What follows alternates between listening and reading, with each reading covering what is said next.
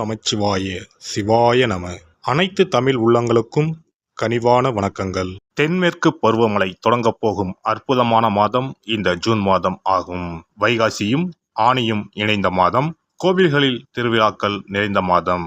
அப்பேற்பட்ட இந்த ஜூன் மாதத்தில் நடக்க இருக்கும் ஒரு சில கிரகங்களின் பெயர்ச்சிகள் மிக மிக முக்கியமானவையாக கருதப்படுகின்றன. ஒரே சமயத்தில் பல கிரகங்கள் அதிக பலம் பெற்று ஆட்சியாக அமரும் அமைப்பு இந்த ஜூன் மாத கிரக பெயர்ச்சியில் ஏற்படுகிறது. இந்த ஆண்டு ஜூன் மாதம் நடக்கும் பெயர்ச்சிகளில் மிக மிக முக்கியமான ஒன்று செவ்வாய் பெயர்ச்சியாகும். சில மாதங்களாகவே பகை கிரகங்களுடன் சஞ்சரித்து வந்த செவ்வாய் பகவான் தற்போது தன்னுடைய சொந்த வீட்டில் ஆட்சி பலம் பெற்று சஞ்சரிக்கப் போகிறார். ராகுவிடம் இருந்து விலகி தனித்து பயணம் செய்வது பல ராசிகளுக்கு யோகம் கொடுக்கும். ஜூன் 1ஆம் தேதியே செவ்வாய் பகவான் மேச ராசிக்கு இடப்பெயர்ச்சி ஆகின்றார். சுக்கிர பகவான் ஜூன் மாதம் 12ஆம் தேதி மிதுன ராசிக்கு இடப்பெயர்ச்சி அடைகிறார். இது லட்சுமி நாராயண யோகத்தை ஏற்படுத்தும். சூரிய பகவான் ஜூன் 15ஆம் தேதி மிதுன ராசிக்கு பெயர்ச்சியாகிறார். இது ஆனி மாத பிறப்பை குறிக்கும். மிதுன ராசியில் பெயர்ச்சியடையும் புதன் பகவானால் 3 ராஜயோகங்கள் உண்டாகும்.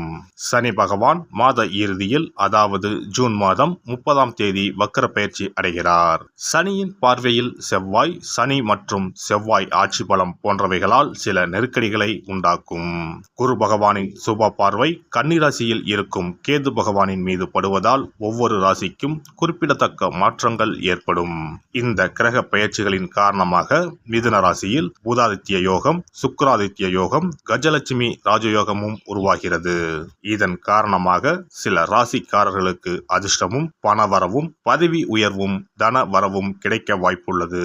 இனி உங்கள் ராசிக்கான பலன் என்ன என்பதனை பற்றியும், அசுப பலன் ஏற்படுமாயின் ராசிக்காரர்கள் வழிபட வேண்டிய தெய்வம், மேற்கொள்ள வேண்டிய பரிகாரம் என்ன என்பதனை பற்றியும் காண்போம்.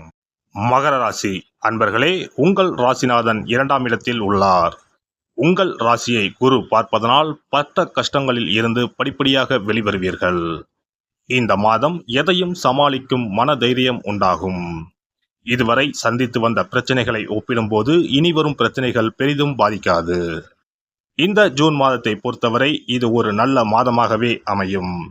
ராசிக்கு 3ஆம் இடத்தில் இருக்கும் ராகு பகவான் நல்ல ஒரு அமைப்பில் உள்ளார். சகோதர சகோதரிகளின் ஆதரவு இருக்கும். எந்த ஒரு விஷயமாக இருந்தாலும் தொடர்ந்து முயற்சி செய்யுங்கள். சுற்றார் உதவியால் உங்களுக்கு வெற்றிகள் கிடைக்கும். நண்பர்கள், உறவினர்கள் தானாக முன்வந்து உதவுவார்கள்.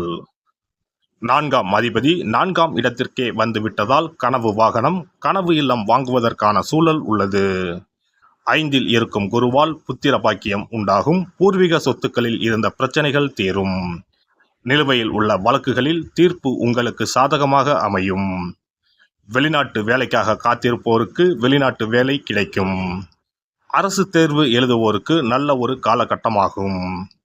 அலுவலகத்தில் தனி மரியாதை உண்டாகும். செய்யும் வேலையை மனதிருப்தியுடன் செய்து பாராட்டுகளை பெறுவீர்கள். வேலையில் இதுவரை தள்ளி போன பதவி உயர்வு, இடமாற்றம் தற்போது முயற்சி செய்தால் கிடைக்கும். வியாபாரத்தில் இருந்த மந்தத்தன்மை நீங்கும். போட்டிகள் குறையும். வியாபாரத்தில் நல்ல முன்னேற்றம் காணப்படும். தேங்கியிருந்த சரக்குகள் விற்று தேரும். லாபம் இரட்டிப்பாகும். வேலையாட்கள் மிகவும் ஒத்துழைப்பாக இருப்பார்கள். கூட்டு தொழில் செய்பவர்கள் பங்குதாரர்களிடம் பேசும்போது எச்சரிக்கையாக இருக்கவும். 9ஆம் இடத்தில் இருந்த கேதுவால் குடும்பத்தில் பல பிரச்சனைகள் இருந்திருக்கும். தந்தை மற்றும் தந்தை வழி உறவினர்கள் இடையே கருத்து வேறுபாடுகள் இருக்கும். இந்த பிரச்சனைகள் எல்லாம் இம்மாதம் சரியாகிவிடும். குடும்பத்தில் அமைதி நிலவும். கணவன் மனைவிக்கு இடையே அன்பு, பாசம், காதல் உண்டாகும். பிரிந்த கணவன் மனைவி ஒன்று சேர்வார்கள். புண்ணிய ஸ்தலங்களுக்கு சென்று வரும் வாய்ப்பு உண்டாகும். தொலைதூர பயணமும் அதனால் ஆதாயமும் உண்டு. திருமணத்திற்கு உண்டான முயற்சிகளில் ஈடுபடலாம். நல்ல வரன் அமையும்.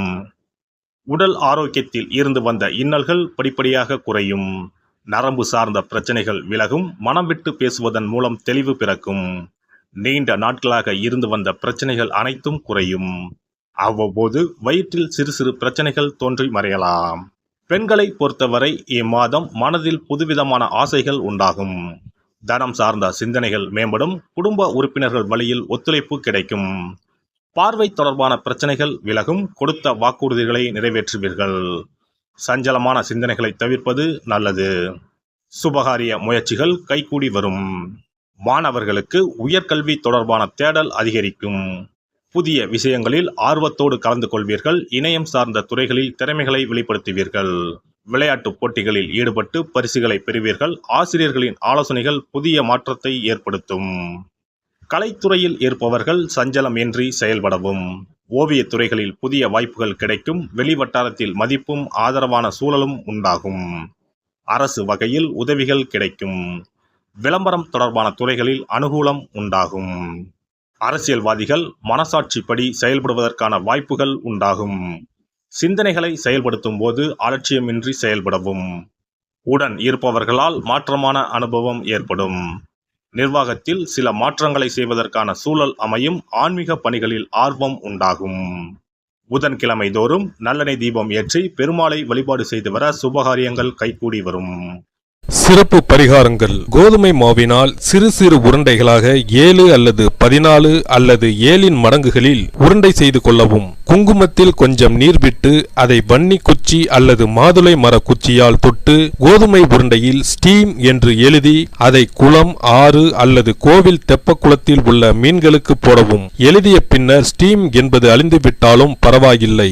இவ்வாறு வெள்ளிக்கிழமை அல்லது ஞாயிற்றுக்கிழமைகளில் செய்து வர லட்சுமியின் அருள் உண்டாகி பணத்தட்டுப்பாடு நீங்கி செல்வம் சேர தொடங்கும். வெண்கடுகு சிறிது, 2 வத்தல் மிளகாய், 3 கல் உப்பு, பச்சை கற்பூரம் 3 இவை அனைத்தும் சேர்த்து வெள்ளை துணியில் போட்டு பின்பு அதை முடிந்து நல்லெண்ணெயில் நனைத்து வீட்டின் முன்பு இரவு 10 மணிக்கு மேல் எரிக்க ஏவல், பில்லி சூனியம் விலகும். தூங்கும் போது யாரோ அமுக்குவது போன்று இருப்பது, சிறுவர்கள் பயத்தில் சிறுநீர் கழிப்பது போன்ற தொந்தரவுகள் இருந்தால் படிகார கற்களை தூங்கும் அறையில் அல்லது தலையணைக்கு கீழே வைக்க வேண்டும். தோல்வி, அவமானம், எதிர்ப்புகள் ஆகியவற்றை சமாளிக்கும் மன வலிமையை அதிகரிக்க வாராகி அம்மனை மனதார வழிபட்டால் நிச்சயம் நல்ல பலன் கிடைக்கும். முடியவே முடியாது என்று நினைத்து கொண்டிருக்கும் காரியத்தை கூட உடனே முடித்து காட்டும் வல்லமை படைத்தவள் வாராகி அம்மன். இந்த வாராகி அம்மனுக்கு 8 சனிக்கிழமையில் சுத்தமான மண் அகல் விளக்கு ஒன்றை எடுத்து அதில் நல்லெண்ணெய் ஊற்றிக்கொள்ள வேண்டும். ஒரு கருநீல துணியை கட்டமாக வெட்டி அதில் கொஞ்சம் வெண்கடுகு சேர்த்து எல் தீபம் ஏற்றுவது போல முடிந்து கொள்ள வேண்டும். காலையில் 6 மணியிலிருந்து 7 மணி வரையிலான காலகட்டத்தில் அல்லது இரவு 8 மணியிலிருந்து 9 மணிக்குள் இந்த பரிகாரத்தை செய்துவிட வேண்டும். எல்லாம் வல்ல இறையருளால் நீங்களும் உங்கள் அன்பு குடும்பமும் உடல் நலம், நீலாயுள், நிறை செல்வம், உயர் புகழ், மெய்ஞானம் ஓங்கி வாழ்க வளமுடன். இந்த வீடியோ பதிவு உங்களுக்கு பிடித்திருந்தால் லைக் பண்ணுங்க, கமெண்ட் பண்ணுங்க, ஷேர் பண்ணுங்க. மறக்காம சப்ஸ்கிரைப் பண்ணுங்க. பக்கத்துல இருக்கிற பெல் பட்டனை கிளிக் பண்ணுங்க. நன்றி, வணக்கம். ஓம் நமச்சிவாய. சிவாய நம.